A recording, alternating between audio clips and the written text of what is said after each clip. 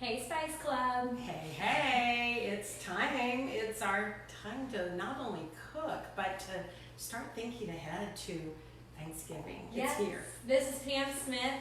I'm Nicole Ramsland. You may or may not have just watched our first official video, Spice Baby, which kind of came because we love Mai Chai, which is love Mai Chai. our seasonal spice blend, and we fell in love with it. Spice Baby happened. We hope that you love it. It's in our heads all the time now. And tonight is the first meal we're going to be cooking with Mai Chai. It is, and Mai Chai has been a couple of years in the making. It's the subject of all of our craving and obsession. I mean, who hasn't heard of pumpkin spice, right? Pumpkin spice lattes, pumpkin spice danishes, pumpkin spice whatever. Cinnamon rolls, I know, please, yes. Cinnamon rolls, we beg of you. But we decided that we needed to do a spice for autumn that would be kind of pumpkin spice move over. There's a new spice in town, and that's Mai Chai. Absolutely. So we hope you're loving your Mai Chai. If you need to get some, it's available at psflavor.com, but only until December 31st. And then we're moving into winter. I know, so warm winter. time is flying. Warm winter is on the way, Warm which is winter fantastic. is. Well, today we're using Mai Chai in a couple of places. We're going to use it in our incredible Chai Pilaf. It's a delicious rice pilaf with Mai Chai, some cherries, a little almonds, just loaded with flavor, and a perfect accompaniment to the Mocha Chili Cornish game hens that we're going to be doing. And there's a little bit of Mai Chai and a little bit of Mocha Chili that's going to go on roasted carrots. And wait, there's more.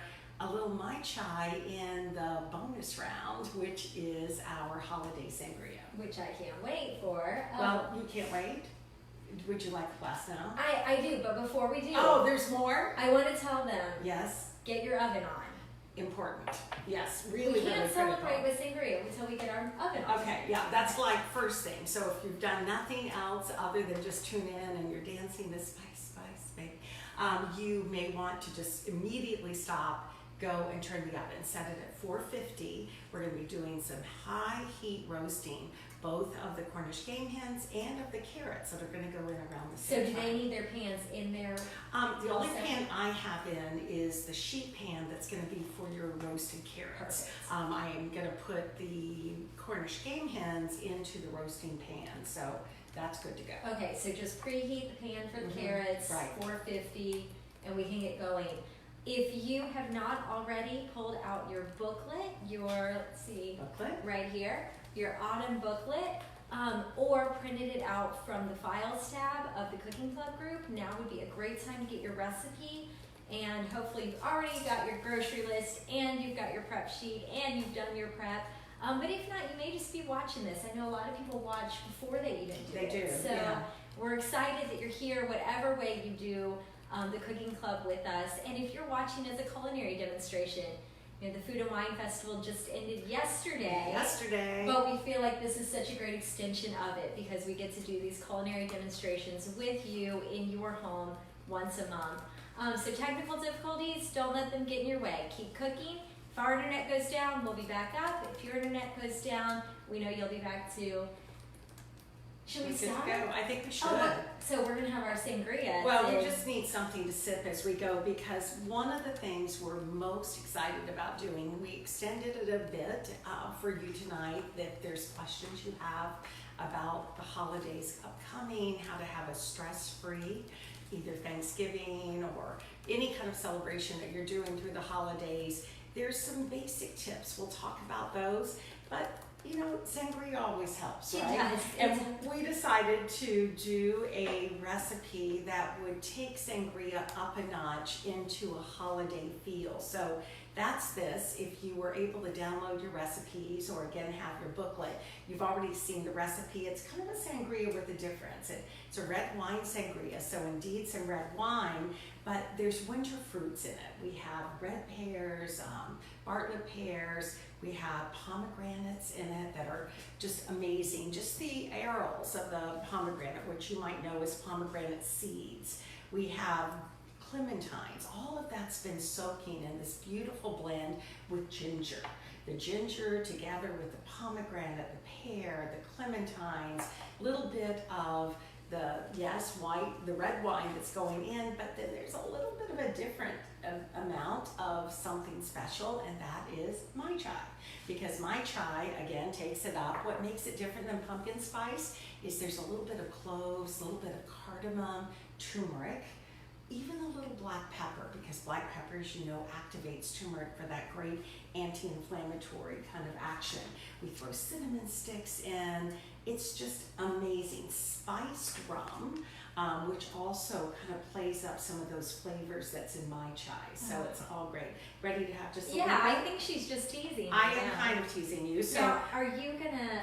We'll do that a little bit later. I think you just need something to kind of start with before you go over to the Nicole can. Yes. Again, I already have, and this is kind of what you would do if you wanted to do this sangria in advance. Go ahead and get the fruit soaking, and then add it to your glass with some ice, and then top it off. We're topping it off with a little bit of apple cider. You could use pear cider. You could use a sparkling wine, whichever you want to do. There's already red wine and a little bit of spiced rum in, so we decided to take it more into a fall kind of a flavor with the cider. And a little bit later, we'll show you how you could even rim the glass with a little bit of the Mai Chai, which makes it extra special too. It does. Well, that was actually what I was going to say, is are we going to rim it? But I'm excited we're going to get to We're going to do that a little bit later. So Mai Chai rim is the way to go. It's the way to go, because that's what you get in every taste. Have you talked to anybody yet about our Spice Girl Jenna? Spice Girl Jenna, she is moderating the class tonight. So when you have questions, just type them out. Jenna will read them, Pam will answer them, I will record them. And with every Thanksgiving related question that you ask tonight, you will get entry for the Cutco Cutlery giveaway, which is a petite carver in PS Flavor Red with the PS Flavor logo. Yes. And it couldn't be better timing for Thanksgiving. No, the timing's fantastic. We're going to use it to actually cut our Cornish game hens once we get them actually cooked, which we should start with. We should. But first of all, whatever you might be drinking, you might have decided to pair this with a wine. You may have gone ahead and jumped in and done and had the sangria. Might be having sparkling water. Whatever you're having, let's just do an incredible cheers, santé to an incredible night tonight, an incredible dinner tonight, and an incredible holiday ahead. Yes. So, cheers. Cheers. Oh. Well, Mai You Chai like that? wins. Yeah, one It of my does. vices. I think I think so. We'll set this aside and we'll come back to that in just a little bit. So you're going on to the Nicole cam, I think. sure am. We hear over and over that the closer up we can get to what you're doing, the better. So let's see how we're going to get this meal started. That's fantastic. So first of all, we decided to do Cornish game hens because we wanted to give a few little tips and techniques for turkey without doing turkey. If we would have cooked turkey tonight and you would have cooked turkey tonight and served turkey to your family tonight, you may not have been as excited about doing it next Thursday, but Cornish game hens give some of the same feel. Now, quite obviously much smaller than a big old turkey, but it gives some ideas. It's interesting, just yesterday in the New York Times cooking section, a whole article came out, you can Google it, on the death to the wet brine. For years, I've done a wet brine to my turkey. I mean, since way back, the late 90s, I started doing a beautiful brine. Sometimes switched it up, sometimes with apple cider, sometimes with maple syrup. I put a few juniper berries, some black pepper, beautiful herbs, and I would start the process. It was almost a ritual. I'd start the process a couple of days before. I'd get the brine all ready. I'd get the big old turkey in, because the problem with turkey, not when you're doing just a tiny little hen like this, but when you're doing a large turkey. I have a huge crowd for Thanksgiving. I'm cooking 22, 24-pound turkeys. You end up overcooking, drying out the white meat, while trying to get the thigh and the leg meat done. And so brining kind of equals the equation somehow. There's this incredible scientific process where you end up, because of the salt and sugar that's in the brine, getting more moisture into that breast meat that's so apt to dry out. So I have faithfully brined. Again, it's a ritual. I spend as much time on getting that brine ready. I put it in a big cooler, get it all together. Well, there started to be some questions, a little controversy in the world of saying, is wet brine the way to go? Or maybe a dry brine is the way to go. And especially because a lot of people were starting to grill turkeys, a lot of people starting to deep fry turkeys, and you can't do a wet brine with that. So is a dry brine maybe something worth checking out? So the last couple of years, that's exactly what we've done, but rather than just a salt brine, which is the typical for a dry brine, we have citrus spice, and we decided we're going to do a citrus spice dry brine turkey, and it probably is the best turkey I've ever had in my life. We decided this year that we would take it into a different direction and instead do Mocha Chili, and that is what we're going to be doing, the dry brine for these Cornish game hens. When you do a traditional dry brine, the goal is to literally let the refrigerated air of your refrigerator start to dry out the skin. That's what gives the crispiness and the flavor that comes into it. So if this was a turkey, about 2 days before, I would rub the turkey with the whatever the spice blend might be. In this case, it's Mocha Chili. Last year it was citrus spice. Put it into a bag, cover it really tightly, or just into a roasting pan and cover it depending on how much space you have in your fridge. The day before though, take it out of that, put more of the dry brine on, dabbing it and drying it out just a bit, and then let it air dry in the refrigerator up until the morning that you're going to put it right into the oven. Air dry means not covered, I mean open to the air, so that you've got that ability to start drying out that skin. Again, that's what gives the delicious crispy skin, but again, that dry brine is also getting a lot of flavor in. These are tiny. We haven't had to do that with our Cornish game hens, so all we're going to do instead is I've dried them really well. I did pop them into the refrigerator while they were kind of resting a bit, got them out of their package, and just let them start to air dry a bit. But with these, I'm just going to squeeze a little bit of lime on top of them, the lime that just starts to kind of bring out some of the flavors that come into it. And then in addition to that, I'm going to add just a little touch of olive oil. The olive oil will help to kind of let everything come together a bit.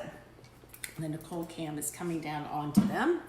And then after that little olive oil is on, I'm just literally going to do just what you would expect a dry rub to be.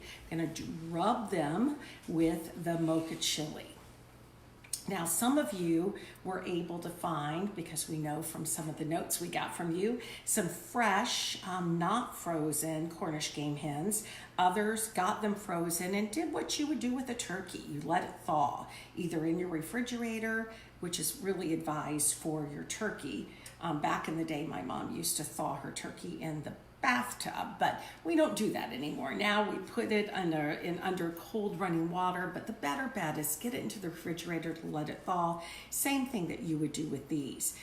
Once you've coated those, then you want to start stuffing them with just a little bit of flavor. We're gonna use some of that lime that we squeezed already on top of it. Gonna cut those into halves or into wedges. Some clementines or navel orange, delicious to do as well. Cut those into quarters or halves. And then again, literally just stuff this right into the cavity of the Cornish game hens. It's the same exact thing that I would do if I was doing turkey. A lot more lime, a lot more clementines, might even do some lemon. It all depends on what's going on. Some fresh thyme coming into it as well. And in addition to the fresh thyme, some parsley. And again, what you're ending up doing is you're putting all of these delicious aromatics right into the bird while it's actually roasting for you. And just kind of tuck it right in along with the clementines, along with the lime. You can tuck some orange slices if it's a turkey, even under the skin of the turkey. The skin of turkey is much looser than what we get with these Cornish game hens. Some sliced orange, some sliced lemon, delicious to do as well. You can even rub underneath that skin with a little bit of olive oil. But if you're doing a dry rub, really no reason to do that because you're getting so much flavor that's coming right into this as we go. So that's stuffed. Again, we've got our little bit of our rub all over this. Gonna get it into a roasting pan. Again, if this was a turkey, we would obviously have it not just in a roasting pan, but I like to use a rack. With the Cornish game hens, not important to do, just place them right on. Although oftentimes with Cornish game hens, I'll use a baking rack, almost what you would use for cooling cookies. You can put that right in. It's the same thing if you ever try to do oven roasted bacon. You put those onto those cooling racks for cookies. Same thing you could do with this as well. They're already dry rubbed. You have your oven set on 450. Now, I have a question. Yes. I've seen you sometimes tie them and sometimes not. Oh, Is yeah. that something that how do you decide? Well, with a turkey, I would definitively tie them, and you're exactly right because we have some of the cutest little twine you could ever possibly have. And those of you that got our seasonal kit may have seen some of that. But again, all that you're wanting to do is just try to tie those legs very modestly together.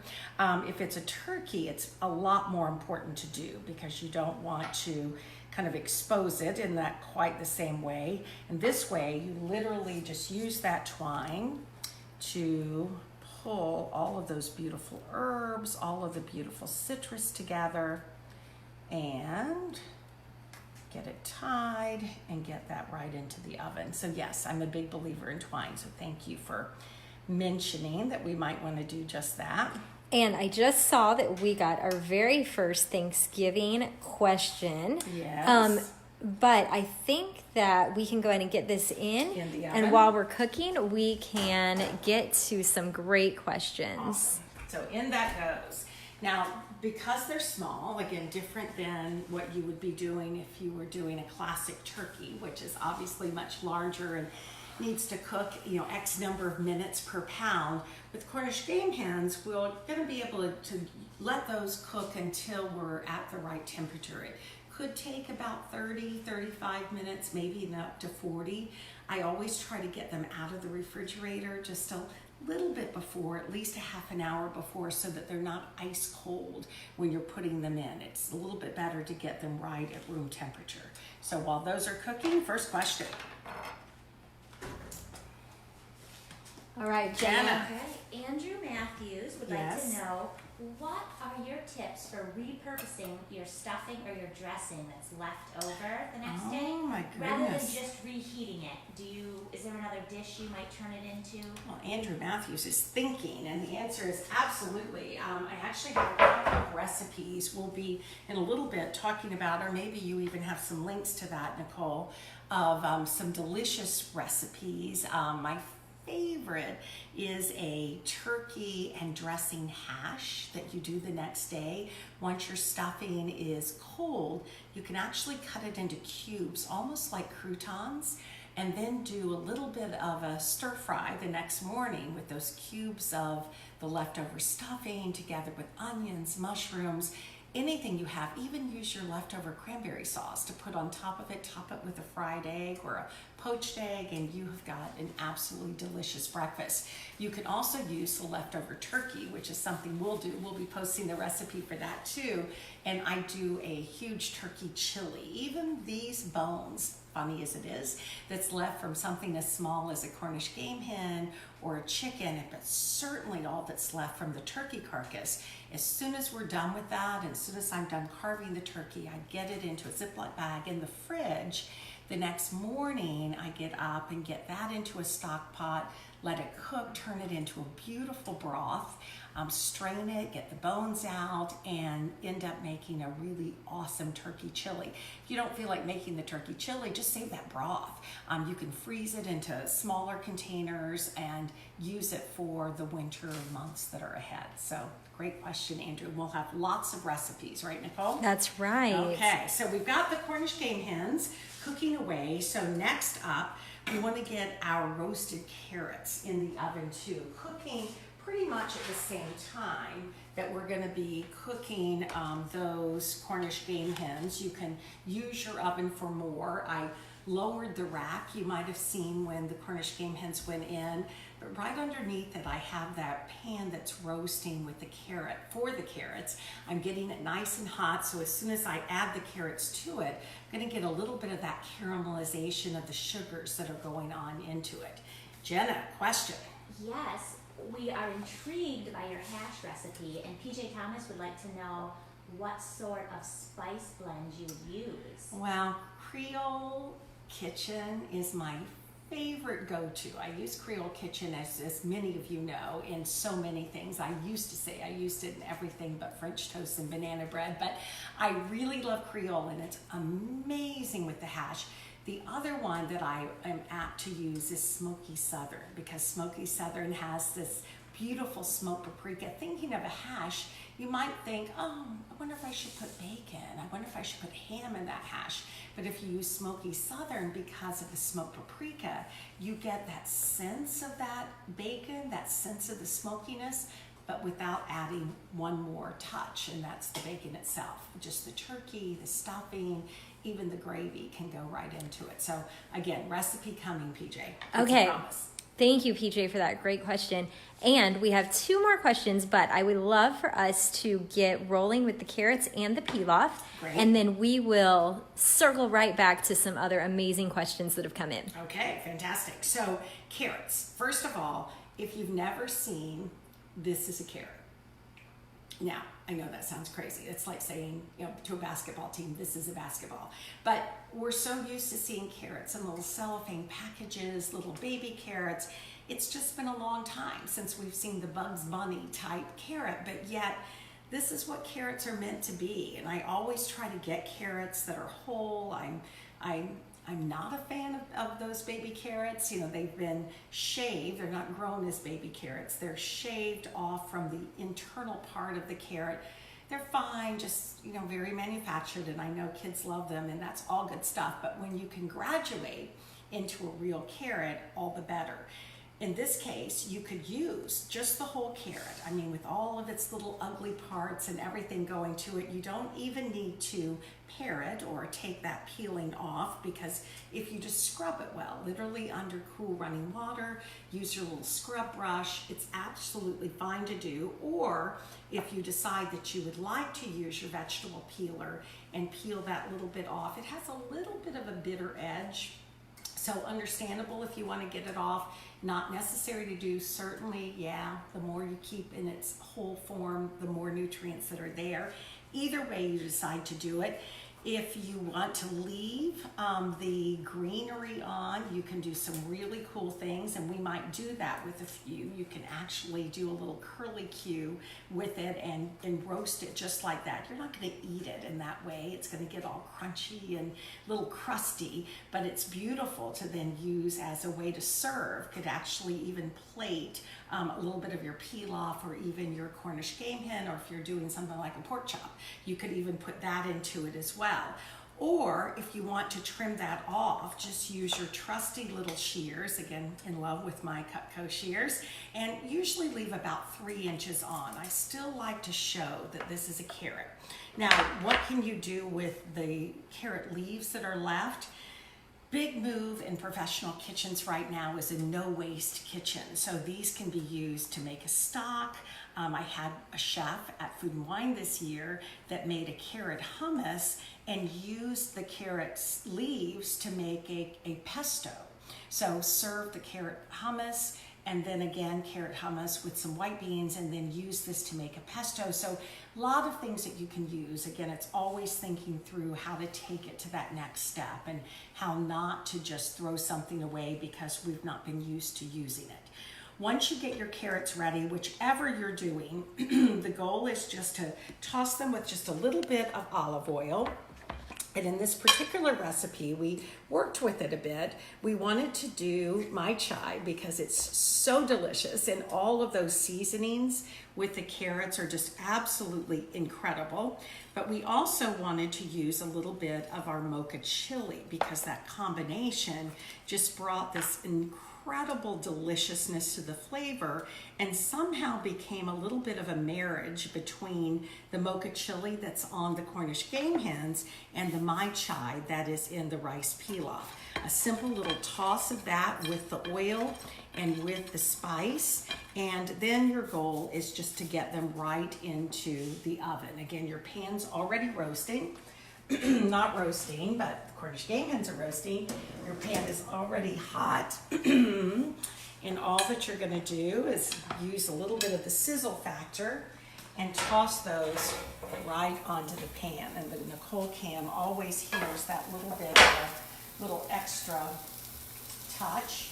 If you do wanna try it with one of these and do a little bit of a spin, with this, just put that right onto the pan as well. So oh my gosh, I can already smell the Mai Chai just putting it on. I know. So yeah, so you can just kind of play with those and let them do their little bit of a magic. It's amazing, right? That Mai Chai hits and it's like, wow, absolutely delicious. So we'll let those work their magic. That's a little young and wieldy, so we'll let it go and do its thing. And we'll close it right back up and let those roast while the Cornish game hens are roasting as well. Okay, great. All good. Yes. So, do you want to take a question while I get started on the pilaf? Well, why don't we go for one of the questions, and then we'll save the others for while the pilaf is doing its thing. Okay. Jenna, do you want to pick one of the questions? We have a not so official Thanksgiving question. That's a qualifier if I've ever heard one. The very lucky Kate is getting to travel to Norway over Thanksgiving. Oh. And she would like to know if there are any delicious Norwegian traditional dishes you would recommend as a must try.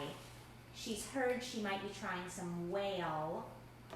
Wow, that's amazing. She will, and she'll probably be trying smoked whale on top of it all, which is a big thing. I have this legend that I backpacked across Norway a couple of years ago. The truth is I just kind of went from hotel to hotel with a backpack on, but that's another story for another day. I will tell you, in love with Norway.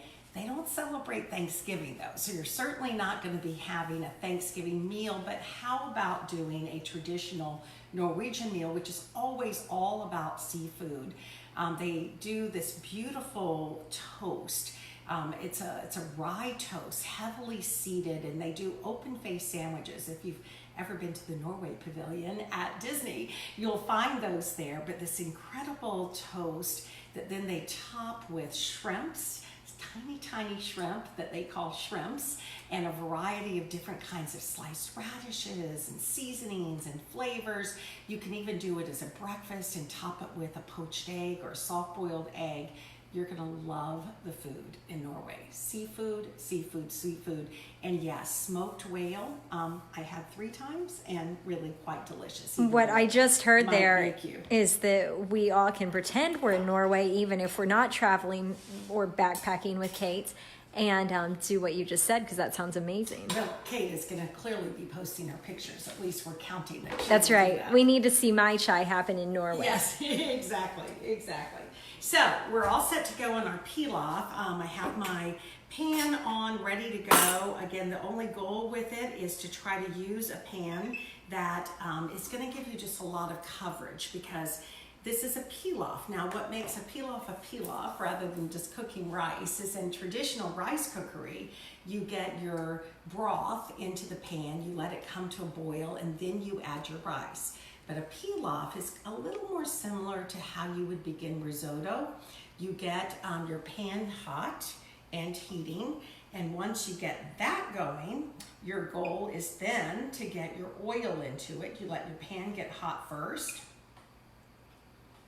And then add a little bit of the oil. And then next, as that's starting to heat, you start to add your veggies. We always start with onion. In this case, we're using about a half of an onion or about a half a cup of red onion. You could use shallots, you could use a sweet onion, really no rules here. I love the flavor of red onion. It tends to really have a little bit of a pronouncement of flavor and really works well. I've done a pretty fine dice with it. I'm gonna get it right into the pan and let it begin to saute. I'll later add the garlic to it. Garlic, if you get it in too early, tends to burn. You can actually turn it into just a little bitterness that you're not looking to do at all. So instead, we're just gonna let the onions start to saute. Again, I know a lot of you were very diligent with getting your mise en place together and you already diced your onion, but I also know a lot of you went to your local grocery store, our Publix here, or our Fresh Market, where you can already buy onions diced. We never judge that. We instead say, wow, you are so smart. If you don't have time to actually dice, then go for it. Just make it happen. But I will also say easy to dice an onion, and those of you that have joined us for a lot of our cooking classes have seen us do exactly that. I'm just gonna let this saute until it just starts to become a little softened, which we can tell because it becomes a little bit translucent as well. So while that's happening, another question, Jenna? Yes. We would like to know how long it will take for a 20-pound turkey to thaw in the refrigerator. I would, if you get it frozen, and again, more and more and more, you can buy even a 20 or 25-pound turkey fresh. Now, it's not just fresh, like it's gonna go bad the next day. Instead, it's packed in a cryovacuum kind of a system. They usually have a date on them and will tell you that it will stay fresh for a month to 6 weeks. Those come fresh and you don't have to thaw them. But if it's frozen rock hard in the refrigerator, it's gonna probably take about 2 days, and that's what you wanna plan on. You'll do well to let it thaw the first day, then take all the packaging off of it, take those little innards out of it as well. Never cook them with those innards inside, that little plastic bag. Many people make that mistake. Take that out and then let it thaw without the plastic wrap on it for another day too, but about 2 days. Again, my mom used to thaw it in the bathtub, so what can you say?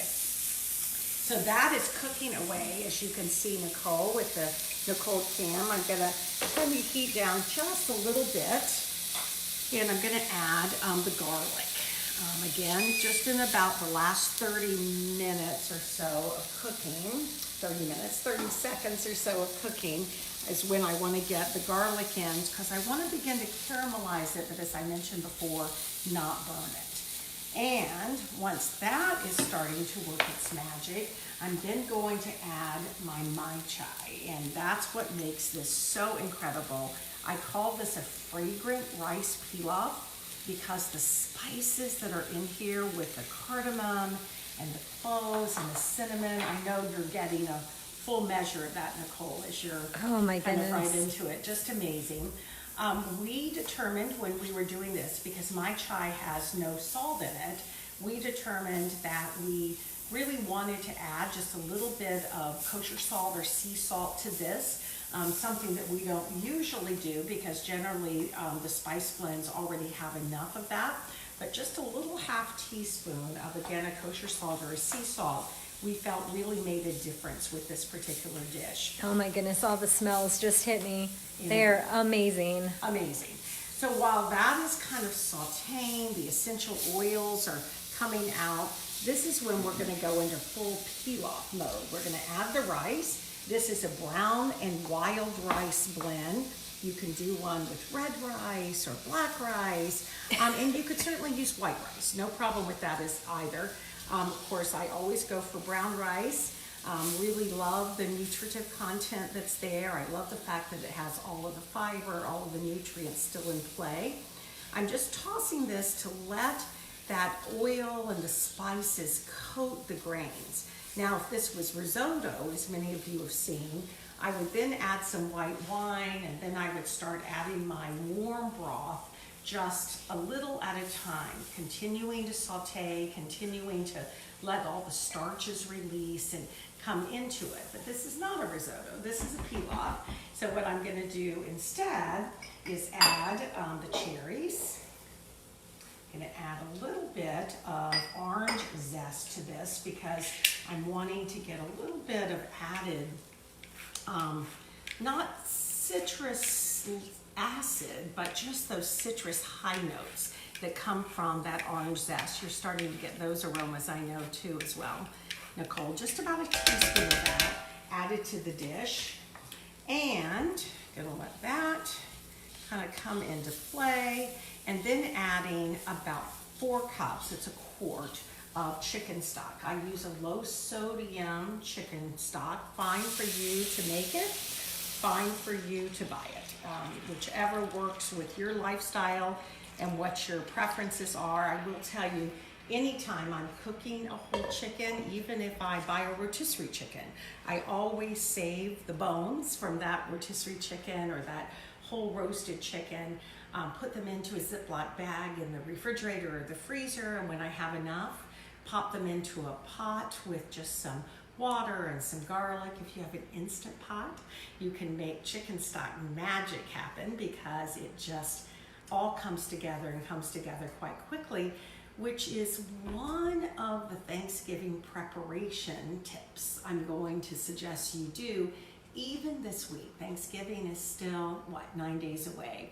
But one thing you could do this week to get ahead of it is actually 2 things you could do. First thing you should do, I did it this morning, clean out your refrigerator and clean out your freezer. I can't tell you, it's probably one of the most important and yet most overlooked Thanksgiving stress-free tips, because you've got all of this food that you're needing to put into play.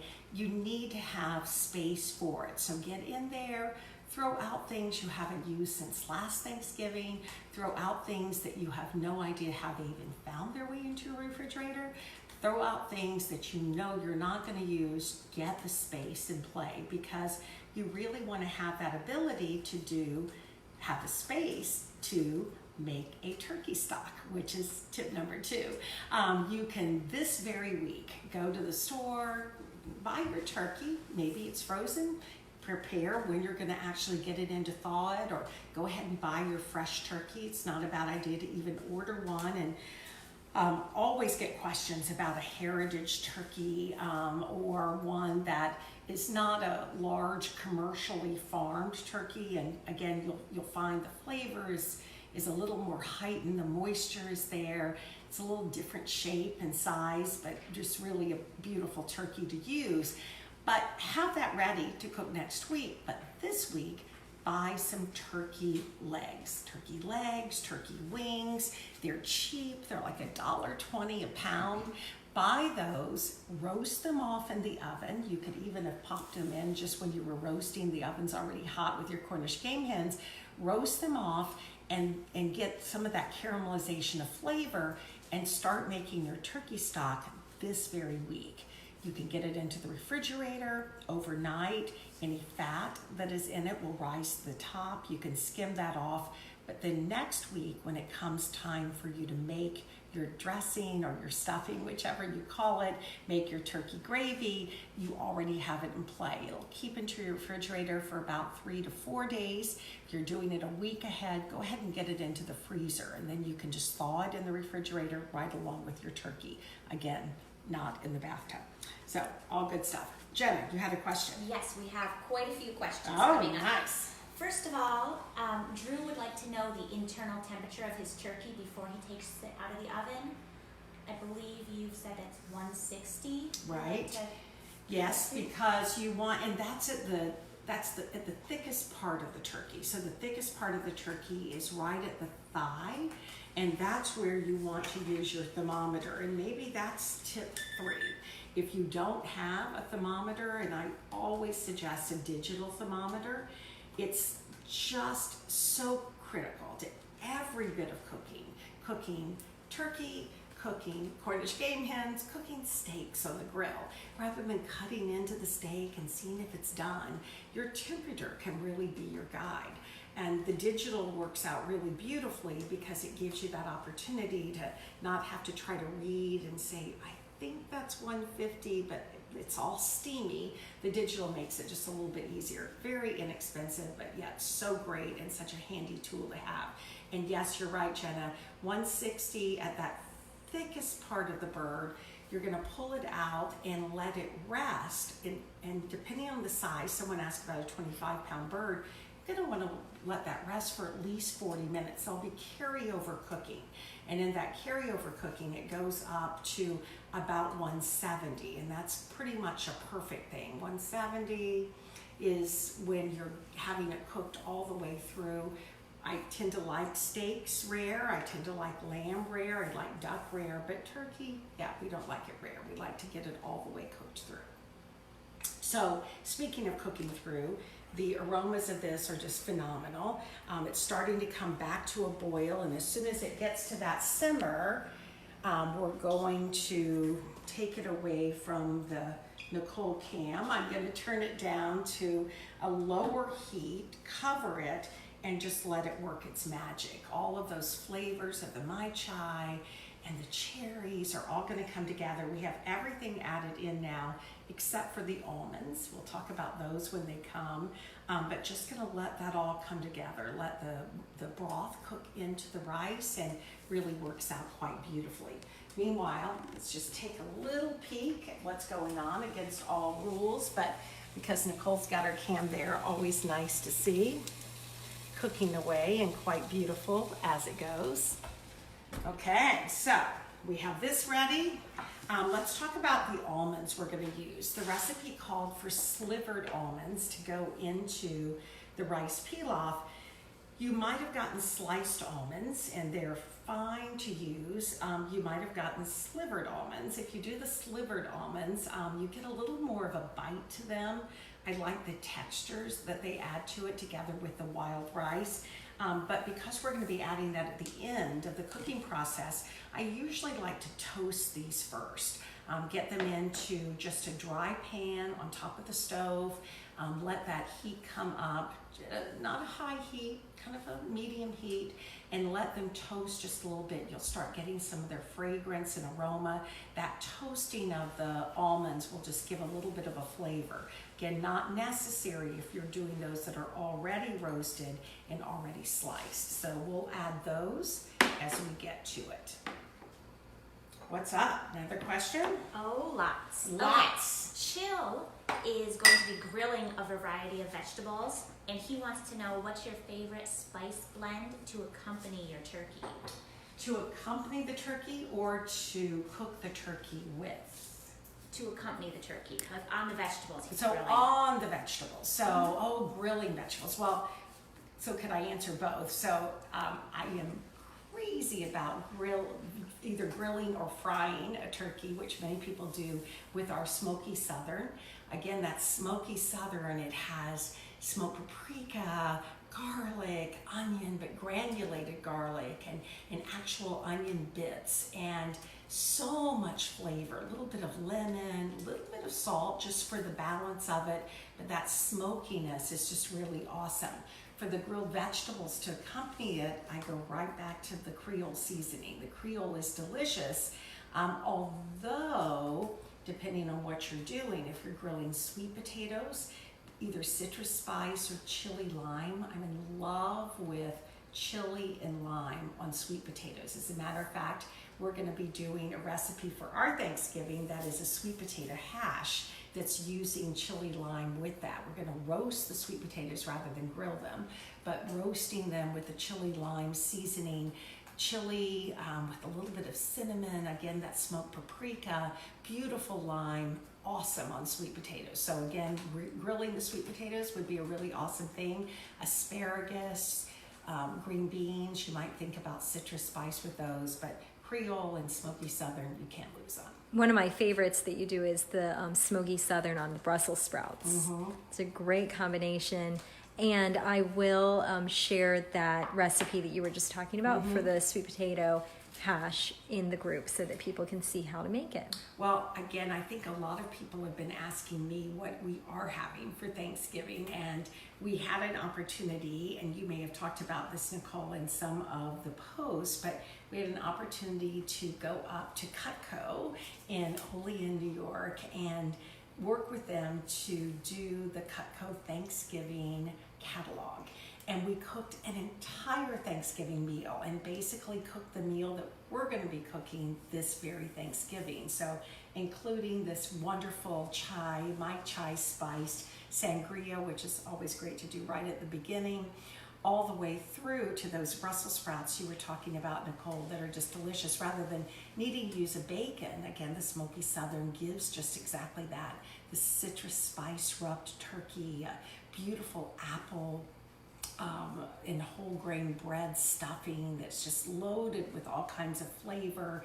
The sweet potato hash, which is sweet potatoes, cranberries, a little bit of kale with that, a homemade cranberry relish, which is really a cooked almost cranberry and apple chutney that's delicious, and then a Riesling shallot gravy that, again, you use that turkey stock we just talked about together with some of the turkey drippings to make this beautiful kind of gravy that goes with it all, topped off with a pear and raspberry crisp.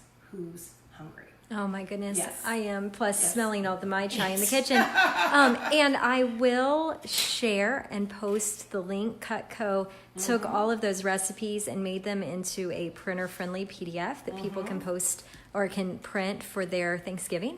So I will share that on the group so that people can do that. And then, because we know that it's hard to figure out the amounts of all the spices and what people need, we put together a Thanksgiving set of spices that cover all the recipes if someone wants to do the exact feast that Pam will be doing, and that is on the psflavor.com website. Our family that is watching this, I think, is very excited right now. So that's all good things all the way through. So another question. Yes, we have Anthony, who has been told in the past that he should always include onion, green pepper, and celery in his Thanksgiving meal. And he's wanting to know your thoughts on that. Sounds a little Onion, green pepper, and celery. Well, again, classic is onion, celery, and carrot, because that's that classic mirepoix.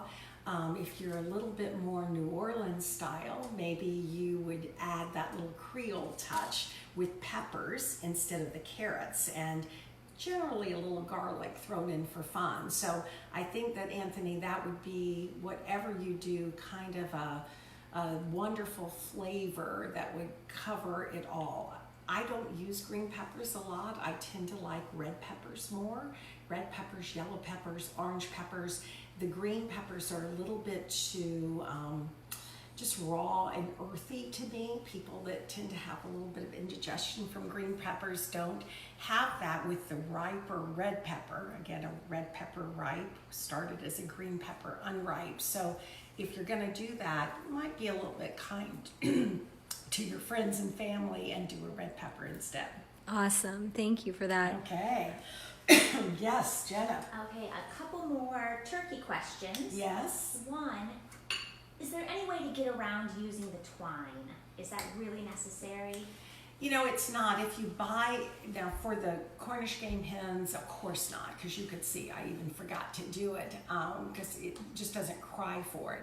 With the turkey itself, if you buy a commercial turkey, it actually already has a little plastic piece that holds those legs together. You can remove that, and it's oven safe, but you can remove that, stuff the inside with your fruit and your herbs and garlic or shallots, whatever you might be putting in, and just fit that right back on. If you're not doing that, I do suggest the twine. Easy to do. Again, we're just talking kitchen twine.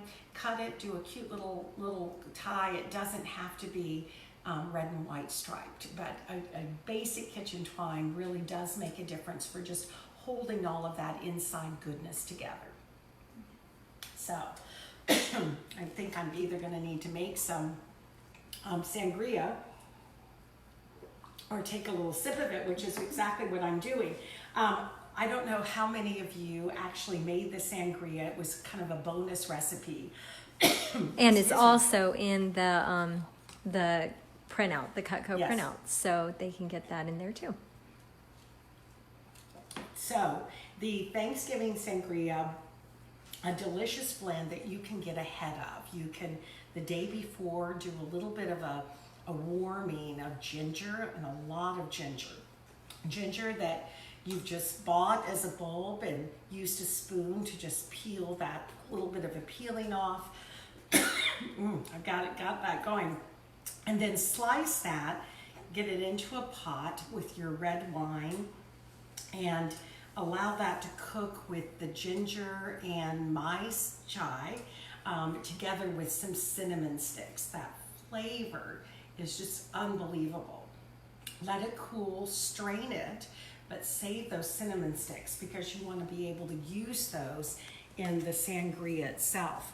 If you get that done in advance, don't add the fruit yet. Don't add the pears or the pomegranate or the additional ginger or the clementines, but instead save that. Let it just be the wine itself.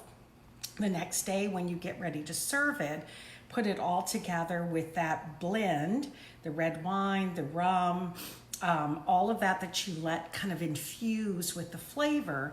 Then add the extra ginger, the clementines, the pears, and you can either go ahead and add your cider. Now again, we're using a sparkling apple cider. You could use a sparkling pear cider. You could use a white sparkling wine, whichever you might choose to do, or a rosé. Actually, one of my favorite little holiday tips, speaking of rosé, is to make ice cubes out of rosé.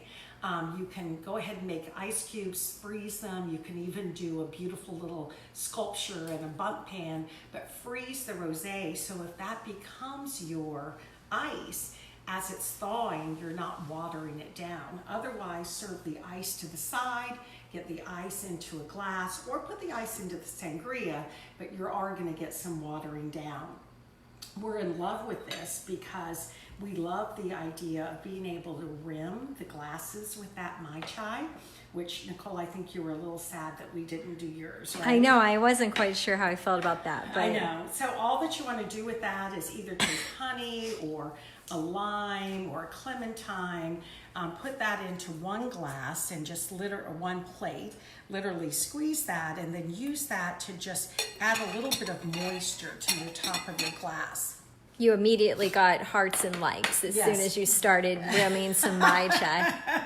And then you also have the Mai Chai in another glass, or into another plate rather, and then just literally move that glass around and you have a beautiful rim. And every single time that you get a little taste of this sangria, oh my goodness, the flavors are just absolutely amazing. Add your sangria right to it, fruit and all. Add your ice, and then you can top it off with your sparkling cider. It's just really one of those very special little holiday sensations that's amazing. So And really great for Thanksgiving and Christmas, or anywhere in between. It really, pretty much any time. I think, yes, I think anybody would want that. I mean, some people even want sangria at their wedding. I was thinking that. Yes, Isn't that amazing? beautiful. What a great signature drink. But easy to do. Next month, we're going to be doing some Texi Marys, which is, we're going to be doing brunch, kind of a holiday brunch, if you will, but it's breakfast for dinner. We're doing Texi Marys with our Texi taco, and we're going to be rimming a Bloody Mary or Texi Mary in a very similar way. So fun to do, but with that Mai Chai, again, you're going to start singing the song, Spice, Spice, Baby. It just works beautifully.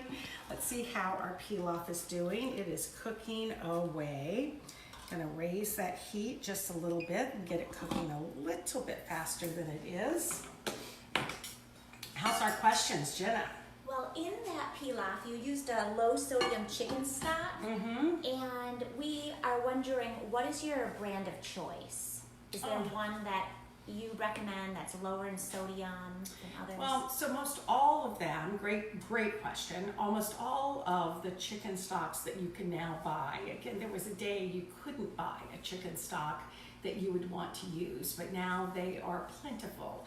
A lot of different brands. Swanson's was one of the first ones that came out with one, and they have a traditional one that's fully salted, but then they also have one that is lower in sodium. It only has 1/3 of the amount of sodium that would be in a traditional chicken stock. So that's great to do. You can actually now even buy a turkey broth, but I always say go ahead at least for that and make your own. Chicken stock I use in so many things. I use it to cook broccoli. I use it to make soups with. I use it so much. And I, again, like to make my own, but I always keep a little bit of a reserve of it. Really delicious. There's one called Pacific that's usually organic. Costco makes one that's an organic chicken stock as well. Progresso makes one. Just always look for the one that says at least lower, if not low sodium. So, great question. Yes, Jenna. Okay. A couple more Thanksgiving dinner questions. Mm-hmm. When you're making your cranberry relish, which spice blend do you recommend? So I love Mai Chai. Funny that we're saying that now that we have Mai Chai. I love that in the cranberry chutney, but I also love citrus spice. Both of those are really delicious. The citrus spice, because it has just that, are the lime and the lemon together with ginger and coriander and cumin. Really, really fantastic. Doing a little check on my carrots while we were doing that. And I'm going to go ahead and do a little check on the Cornish game hens as well. Another question, Jenna. Yes. One second. Okay. So not quite there. If we want to read the temperature, again, I'm going into that thickest part right there. Okay. And it's measuring about 141, 142. So they're not too far off. Probably another 5 minutes or so, and they'll be ready to go. The carrots, again, roasting right along with it. Yes, Jenna? Okay. Now we're wondering if you have any special tips for saving a broken gravy. A broken gravy, wow. That's a tough one, right? Because, you know, what's happened is you've actually let the whole emulsification that you were trying to do with your gravy, which either you made it with a little bit of a flour roux, or maybe you thickened it with a little bit of cornstarch, but that would really be my answer, is to bring it back up to a heat, do a cornstarch slurry, which is cornstarch mixed into cold water, and let that heat back up and try to bring that back together. Again, the goal is to not let it break, but once it does, you want to try to find that remedy all the way through. Yes? And which spices would you recommend for your roasted Brussels sprouts or butternut squash? So roasted Brussels sprouts, hands down, something with some smokiness. So again, the smoky southern, which is that smoked paprika, or Creole, both absolutely work delicious with that. Roasted butternut squash, like the sweet potatoes, I love chili lime. I just love that little bit of the chili, almost surprising kind of taste together with the brightness of the citrus, but also citrus spice as well. So again, when in doubt, go Creole, but there's a lot of other ways to go. Bringing that up to a little bit more of a boil so we can get it going and moving. We don't want our pilaf. No. I saw one other question come in, and it's from Zach Talbot. Yes. He said, I know Pam has never served dry stuffing for Thanksgiving dinner. What's her secret? Oh, that is an excellent question. First of all, I don't ever make stuffing. I make dressing. So years before, again, I think it's all what you grow up with, right? But I didn't grow up with having the bird stuffed. And in today's world, with concerns about food safety and trying to make sure that that stuffing reaches the internal temperature, more and more the recommendation is to make that to the side. I really try to develop the flavors very similar to how we started the pilaf, with cooking the onions and the garlic and bringing those flavors together. I love cornbread stuffing, and actually the recipe that you'll see on what Nicole posts is based on a cornbread stuffing, or I'll use a really rustic kind of peasant bread. But the key with it, it's funny, you ask about not having it dry, is you want to get the bread as dry as it can be. So if it's cornbread, the recipe that you will read has you crumble the cornbread, get it into a very low oven, set it at about 250 for about an hour to really dry it out. You want the cornbread or the peasant bread, the rustic bread you're using, to become a sponge for all of that great flavor that you're putting in. The turkey broth, wine, no surprise, together with a little bit of olive oil and butter, makes this beautiful kind of a blending that then you can bake off. Dressing is so easy to do the day before. I've even done a stovetop dressing that you do, making it with the same things, cornbread, apples, in a cast iron pan, and then you can just slip it right into the oven to finish it off. There's something awesome about cast iron. I have a follow-up question to that. Yes. When you talk about cornbread, do you probably have that one person at your Thanksgiving meal that makes the most amazing cornbread, and that's their specialty for Thanksgiving. Is that what you would use, or would you what would you go for cornbread? Do you want the most exquisite or something that you would buy? Well, I think that you're doing a lot at Thanksgiving, so I always say if you want to just buy a cornbread that's already made, that's certainly fine to do, just the same way you would buy a loaf of bread that your grocery store has made and use that for your bread. But if you make one, don't make a jiffy cornbread type that is so filled with sugar that all you're going to taste is sweetness in your cornbread. You want to go with more of a northern cornbread that is more cornmeal, baking soda, pretty basic one. Easy to do. You can do it in your cast iron skillet the same way. So just kind of look up a recipe for an old-fashioned cornbread. But the key is get it made the day before so you can let it dry out. Great, thank you. So I love that there are people that know someone that makes exquisite cornbread. Every family needs one. Everyone needs one. That's I just right. don't know many people that have one. So I know people that make what they call an exquisite green bean with French fried onion rings on top of it. Casserole, but exquisite cornbread is awesome. Yes, Janet. Yes. Laura would like to know what you recommend to sweeten your cranberry sauce if you happen to be diabetic, but you want a sweeter sauce. It's a great question. So I use, when I'm doing cranberries, rather than, you can use fresh cranberries, but they're very, very tart. You can also use dried cranberries and apples, but apples are really my key for how to be able to get it sweet. The apples also release some pectin, so when you look at the recipe that we're going to post, it's just that. It's dried cranberries or cherries, which add this kind of an interesting little move, just like the cherries we put in the rice pilaf. Together with the apples release their sweetness, they release a little bit of a pectin. I use, again, a chai spice because cinnamon and ginger give a sense of sweetness, even though there isn't any sugars that are in those spices alone. If you're going to sweeten with anything beyond that, I usually use honey, which again is still a sugar for a diabetic, of course, but it has a little slower glycemic rise than classic sugar, and you can use so much less of it. Honey is so much sweeter than sugar. So whereas you have to use a half a cup of a granulated sugar, you can get by with just about 3 tablespoons of honey. So it enables you to have a much lower amount. The apples are really the key together with those spices. Great, thank you. So what do we do now with our pilaf? So it's finally cooking away. I think we got a little focused on other things while it was cooking, and you can see, if you can see through the steam, it's finally starting to pick up. I'm hoping that other people at home haven't been talking as much as I have, and they kind of let the pilaf do its thing. So I'm going to tightly close it again.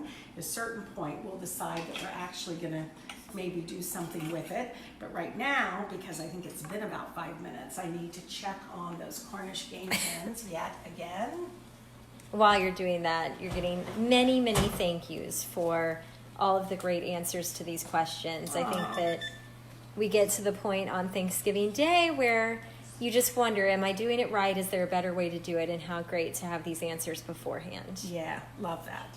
Well, and again, this is the time to be thinking about when people ask you, what are you going to be cooking, or what should I bring? Have some answers. I mean, let people bring things, particularly that you might not want to mess with. Like have them bring the bread. Have them bring the beverage. Have them bring some things that maybe will take some of the effort off. And maybe even think about your last minute things that need to happen right at the moment you're getting ready to serve. So when people come in and say, what can I do to help? You have an answer for them. It really does make a difference. This is a great time to be thinking about your decorations that are going to be on the table. Great time to start thinking about maybe rather than buying Thanksgiving decorations, to look to nature, right? A lot of people, not in Florida, but a lot of people have some beautiful leaves that are out there that have been falling. Again, anything from nature, be it pine cones or be it those fallen leaves, be it some holly branches, anything you can pull from outside is absolutely a beautiful thing to start gathering now and think about what you're going to do. Branches from the yard make just really dramatic kinds of centerpieces and really beautiful. And while on that subject, also be thinking about what you might be doing at Thanksgiving beyond the meal itself. Our family has a huge tradition with trying to get beyond just the meal, where you spend hours preparing this meal, getting it ready to serve, serving the meal, cleaning up the dishes later. But the meal can end up lasting 20 minutes. It just doesn't seem to be a good return on investment. So think about some activities that can happen at the table, even if you have kind of a tense family situation. Sometimes having an activity planned can make a huge difference. So be it having some pre-prescribed questions underneath plates that say, look to the person next to you and say what you're most thankful for, or be it having a little reading under plates, or even little Thanksgiving jars. We've done that through the years, and the Nicole person that's behind the Nicole Cam used to make these little Thanksgiving jars together with her sister Danielle, and would give people an opportunity to add little notes of gratefulness to a person that could kind of be read then throughout the time. It could be games. Trivia is cool. You all know that. And if all else fails, just start karaoke. It's designed to make everybody happy. So just think of your karaoke songs. I do a mean Bobby McGee. That's right. Yes. She does. She does. The She best. does. Jenna, another question. Yes, if you're trying to get all your side dishes to come out ready, warm at the same time, what is the order you like to cook your side dishes in? Well, great question, back to that notion of thinking through how to get the mise en place, just like we've done here. When I'm looking at my whole Thanksgiving meal, rather than preparing just what's going to go into that particular dish, like we put onion and garlic in this dish, but if I'm also using onion and garlic in the sweet potato hash, and I'm also using some onion and garlic in the Brussels sprouts, if I'm also going to be using chopped herbs and this and this and that, think through your entire prep. So rather than just prepping for one dish, chop all the onions that you're going to need, chop all the garlic that you're going to need, chop all the herbs that you're going to need. So then you're literally just pulling from it. That's what, again, we do in professional kitchens. If you can get ahead of something, so the sweet potato hash that I mentioned a little bit earlier, you roast the sweet potatoes and then you saute those sweet potatoes as a hash with kale, with dried craisins, onions, garlic. But the sweet potatoes are already roasted. Those can be done 3 days in advance. you can get that already done. Anything that you can get done and then just reheat in the oven after the turkey comes out is always the goal. Again, try to do a blending between things that don't have to be served hot but can be served more at room temperature, like slaws, and different kinds of salads in addition to your hot sides, so there's not so much of a pressure for everything to come out hot at just that moment. If you have an Instant Pot or a crock pot, use that to keep your potatoes. If you're doing mashed potatoes, use that to keep that warm. Have your gravy already made, so even if you're using those turkey drippings, you're all ready to go. As soon as that turkey comes out of the oven, you can do that, have it ready to go, and just keeping it warm. The key is kind of thinking it through. So I'm not sure if that answered the question, but it takes a little bit of forethought to think about how you're going to get it all out at the same time. And then do you like to serve buffet style or plated? Oh, absolutely buffet style. Almost every other meal I love to serve plated because you know how much I'm into that.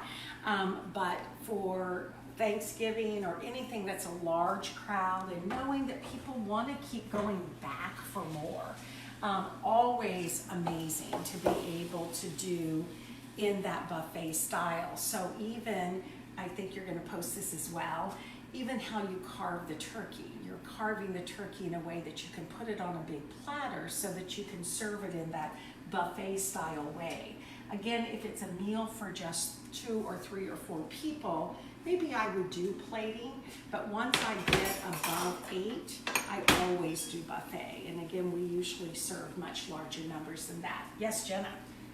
Speaking of carving the turkey, how long do you let your turkey set and rest before you begin to carve it? Generally about 40 minutes. I mean, that scares people to death because they think, oh my gosh, that is going to get so cold, but it doesn't. The heat holds in. The whole principle of resting a turkey is not so different than resting a piece of steak or even scallops. The high heat that the surface has been exposed to pulls all of that, all of those juices kind of go to the outside. So when you cut, you end up getting that all over your cutting board and all over the floor. Whereas if you let it rest, you have an opportunity to have those disperse all the way through the protein. So you cut and you have a really juicy piece of meat. Let it come out of the oven, cover it with just a little bit of a kitchen towel, don't even need to cover it with foil, and just let it rest. While it's resting, you pop the other things into the oven that need a little bit of heat, you pop rolls in, whatever else you might be serving, and then and only then do you carve it. So again, 30 minutes is pretty much the minimum if it's a less than 15-pound bird. If it's over 15 pounds, you want to think about 40, even up to 50 minutes. Wow. I know that in listening to you over the years and watching you cook your turkey, the things that I've been amazed that I haven't seen other people doing, and so I love seeing you share these turkey tips, is what you said about keeping your turkey uncovered in the refrigerator to really dry it out so that it's ready to get crispy. And then moving from the wet brine to that dry and really covering it with your spice blend so that it's got all that flavor around the skin, but then the letting it rest. Because I think a lot of families, you know, like you were saying, that turkey comes out, you're ready to carve it, you're ready to get it out on that buffet or the plates, but letting it stay keeps it be so moist and really, really delicious. Which is another reason you want to have perhaps a few little appetizers for people to eat. Again, one of the things that people go wrong in, just from an overall health and wellness perspective, is people think they're going to have this big Thanksgiving meal, so they starve that whole day. They think, I'm not going to eat breakfast, I'm going to eat so much at Thanksgiving, I'm not going to eat all day. Well, nothing could be worse from your metabolism, this is the nutritionist talking, nothing could be worse for that overload that Thanksgiving meal is going to be for you. So Again, certainly encourage your family to have smaller amounts of food all through the day, headed up right to that Thanksgiving meal, and then have some healthy appetizers out. Crudité, some raw vegetables with some hummus. With rustic ranch. With rustic ranch, exactly. Maybe some shrimp. Again, just some little bites of little tasty things that people can munch on as they come in while people are getting all of their things together. It's a big thing. And of course, holiday sangria with Mai Chai. It also makes me think about how things can sometimes get a little bit tense for families coming together, and certainly starving ourselves can cause some hanger. So keeping hanger away on Thanksgiving could do a lot for family relationships. Shockingly, it does. People don't quite understand just how much hanger can affect all of those activities and the moods that go with it.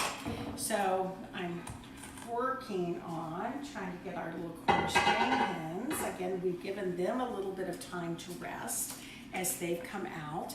And again, just in that little bit of time, it's been enough to let that temperature come up to a little bit more. Again, these are very teeny little birds, so in the process of that, they're not needing that same amount of resting time, but still need that. To get them served, we'll get them onto the cutting board. And again, you could certainly do these buffet style as well, where you're literally just putting them carved right onto a big platter. Or these, you might decide that you're going to serve on a plate and go ahead and plate them, because this is a dinner and I think a lot of people are probably quite hungry by now. What do you think? Well, I think so, but amazing information. Yes, I know. And I think we'll all be much more prepared for our Thanksgiving meal. So the lucky people who have asked questions and potentially could get this incredible petite carving knife will have all kinds of opportunities to kind of cut right in, not just for this Cornish game hen, but also the turkey that will be. When I serve Cornish game hens, I like to literally just cut them right in half. I usually serve a half per person, so this is a serving for 4, and see how beautifully it cuts, and see how beautiful it is right inside. I'm going to take some of these beautiful carrots that have been beautifully roasting, and as you can see, I'm going to leave just a little bit of that greenery on, get these placed right onto the plate. I love what the spice blend has done on there to almost make it look like it's been grilled. It really does, right? It gives that beautiful caramelization that kind of goes with it. We're going to take one of these halves and place it right on top of that little bit of a greenery. How's that looking? Love that. Love that too.